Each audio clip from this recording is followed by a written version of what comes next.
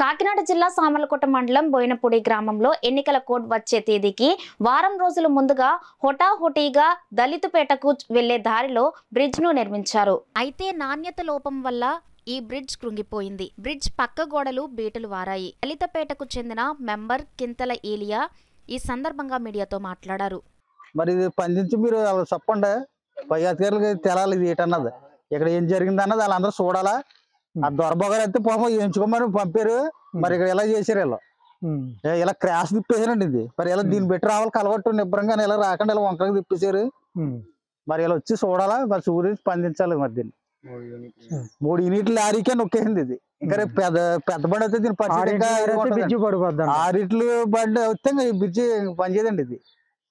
మరి ఇది ఎందుకు ఇలా జరిగింది అన్నది అలా దొరబాగా దృష్టికి తీసుకెళ్ళాలి, వాళ్ళందరూ గట్టిగా దీన్ని స్పందించాలా. మరి ఎప్పుడు నుంచో 5 సంవత్సరాలు బట్టి చొప్పుగా చప్పు ఇప్పుడు కట్టారు.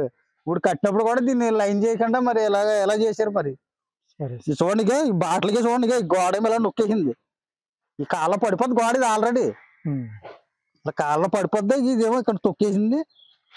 మరి ఇది దేని వల్ల జరిగింది అన్నది అక్కడ ఇసుక పిక్క ఉండేది, మరి అది ఎవరికి అమ్మేసారో మరి తెలియదు. అది వేస్తే దీనికి ఇంకా గట్టిగానే ఉంది రోడ్డు. గవర్నమెంట్ వాళ్ళు పర్మిషన్ లేకుండా నిర్మించడం జరిగింది.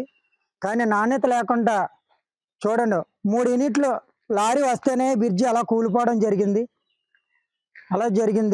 ఒక 6 యూనిట్ల బండి వస్తే కనుక ఈ బ్రిడ్జి మొత్తాన్ని కూలిపోయే పరిస్థితి కనబడుతుంది.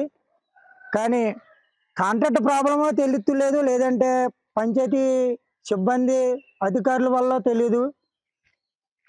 ఈ పరిస్థితి అయితే చాలా దారుణంగా తయారైంది. డబ్బులు తీసుకోవడం మానేరు, కానీ క్వాలిటీ విషయంలో అయితే చాలా దారుణంగా కనబడుతుంది. ఓన్లీ ఇది సిమెంట్ అయితే కాదు, ఇసుకలా కనబడుతుంది. ఇది సిమెంట్ ఒకవేళ తక్కువ రకం సిమెంట్ వాడారో తెలియదు, లేదంటే ఇక్కడ పిక్క వేయడం తక్కువ వేసారో తెలియదు, లేదంటే దళసరిగా వేయడం లేదు. నెక్స్ట్ కలవాటు అయితే మాత్రం అలా కట్టవలసింది మాత్రం కట్టాలి, కానీ కలవాటు అలా కట్టకుండా అలా క్రాస్ గా మాత్రం చేస్తారు.